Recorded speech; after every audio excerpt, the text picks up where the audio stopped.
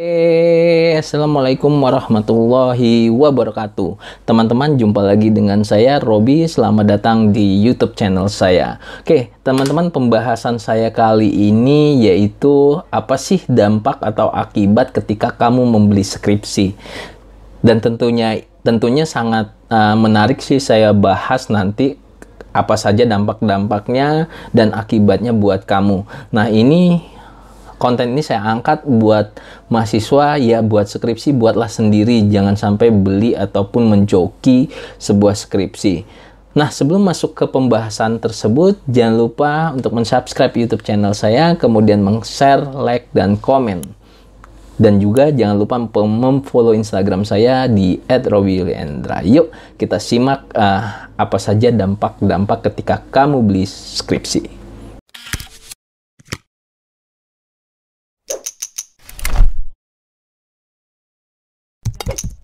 Oke, teman-teman semua, seperti yang saya jelaskan tadi, saya akan membahas tentang satu materi yang sangat sensitif banget. Sensitif buat apa ya? Penyedia layanan jual beli skripsi. Tapi ya nggak apa-apa. Kalau dari sisi positifnya, saya mengajak teman-teman yang sedang atau akan melakukan skripsi, mengerjakan skripsi, kerjakanlah skripsi itu sendiri. Nggak susah kok, tapi memang membutuhkan kesabaran dan pembelajaran yang sangat tinggi. Nah, teman-teman semua, banyak pengalaman saya ketika saya menjadi dosen mendapat ceritaan ataupun dari teman-teman sejawat bahwa ada mahasiswa yang melakukan pembelian skripsi. Nah, buat kamu mahasiswa yang belum mengambil dan akan mengambil skripsi nih, saya kasih tahu dampak-dampak atau akibat ketika kamu beli skripsi. Yang pertama, akibat yang paling fatal adalah kamu tidak lulus, gitu ya, dan mengulang lagi nilai skripsi kamu. Dan itu sangat disayangkan banget teman-teman ketika kalian sudah mengerjakan skripsi, walaupun dengan beli, hasil yang diharapkan inginnya positif, tiba-tiba hasil yang dikeluarkan oleh dosen penguji itu tidak lulus. Kenapa? Karena gampang sekali teman-teman kalau misalnya mengklarifikasi pekerjaan kamu dan bukan pekerjaan kamu. Kenapa? Tanya saja yang simple. Kalau kamu nggak ngerti, itu berarti kecenderungannya kamu tidak mengerjakan skripsi itu sendiri. Kalau kamu bisa jawab, tentunya akan ditanya lagi yang lebih tinggi tekniknya, tinggi lagi level pertanyaannya, sampai dosen penguji benar-benar yakin itu adalah penelitian kamu. Nah, kemudian selain tidak lulus, ya tentunya kamu akan mengeluarkan kocek yang besar ya untuk membeli skripsi. Saya nggak tahu kalau teman-teman mahasiswa yang punya uang sih nggak masalah. Tetapi kalau yang nggak punya uang ya harus mengemis-ngemis minta ke orang tua dengan alasan ini itu. Sehingga dampaknya buruk, yaitu kalian membohongi orang tua kalian demi dana itu, demi skripsi. Niatnya baik supaya membanggakan orang tua ketika kamu mengerjakan skripsinya selesai gitu dan diwisuda. Tetapi itu akan menjadi bumerang juga ketika orang tua kamu tahu kamu membeli skripsi dan hasilnya nggak lulus, dan itu menjadi problem kamu.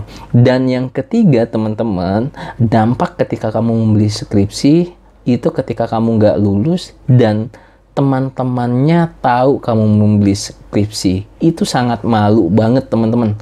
Jadi itu sangat malu banget dan mungkin menyebabkan kamu udah hopeless banget, udah putus asa banget, ingin melanjutkan skripsinya, kayaknya malu banget tapi tidak melanjutkan skripsinya, sayang banget karena udah di akhir. Nah, itu yang harus kamu pikirkan sebelum kamu membeli atau minta dibuatkan skripsi oleh orang-orang tertentu.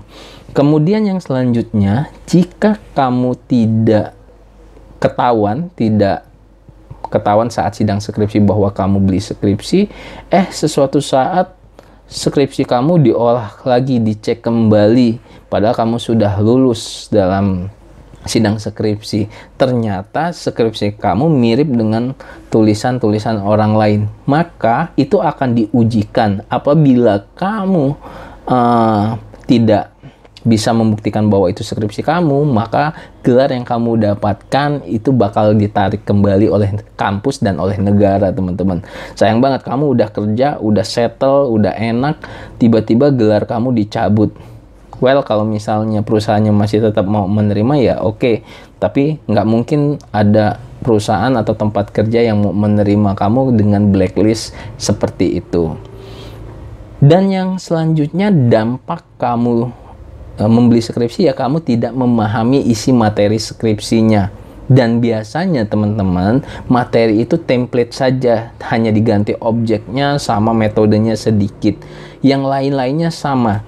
Ketika dicek di aplikasi Turnitin atau aplikasi-aplikasi Grammarly, Smart SEO Tools dan lain-lain yang digunakan untuk mengecek plagiarisme itu sangat tinggi sekali, bahkan ada yang sangat sama sekali, jadi sama persis, mungkin 95% sama tulisannya, dan itu disayangkan banget gitu ya. Jadi kalau misalnya kalian beli skripsi pasti dibuatkan dan hasilnya atau materinya kalian tidak paham. Yang selanjutnya, dampaknya pasti kalian gugup banget. Kalau mau ditanya dosen penguji saat sidang skripsi, itu pasti udah body language-nya udah kentara banget oleh dosen penguji. Kalian udah gelisah, kalian senyum-senyum, kalian pucat dan seterusnya. Nah, itu yang menjadi perhatian saya ketika melihat mahasiswa yang saya uji itu melakukan sidang skripsi. Oke, teman-teman, mungkin itu saja pengalaman saya tentang apa sih dampak dan akibat buat kamu kalau misalnya kamu beli skripsi gitu ya. Sebenarnya di online kalau kita cari Google beli skripsi gitu, banyak banget yang menawarkan, tetapi dia tidak menawarkan untuk mengajarkan konsultasi atau bimbingan skripsi, dia menawarkan skripsi itu udah jadi gitu ya. Dan harapan saya buat kamu yang nonton di YouTube channel saya, yang mahasiswa sedang mau skripsi, harapan saya kalian kerjakanlah skripsi itu sendiri. Banyak sumber, banyak literasi, banyak tanya sama dosen pembimbing, banyak tanya dengan kakak tingkat atau teman-teman yang sedang skripsi. Uangnya tabung aja, uangnya belikan kado untuk orang tua ketika kalian sudah lulus.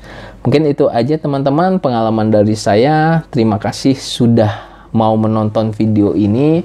Mohon maaf tidak menyinggung orang-orang tertentu.